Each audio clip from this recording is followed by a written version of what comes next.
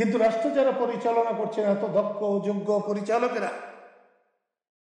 তারা এমন একটা অবস্থার সৃষ্টি করলেন কেন?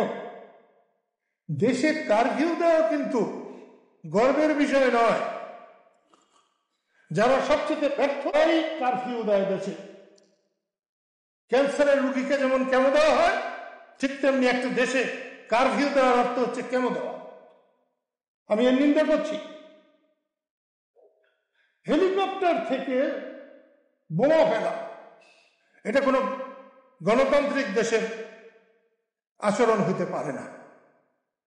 সেটা ফুললেও আমি এর বিরোধিতা করতাম। কার বুদ্ধিতে হেলিকপ্টারে উঠানো হয়েছে?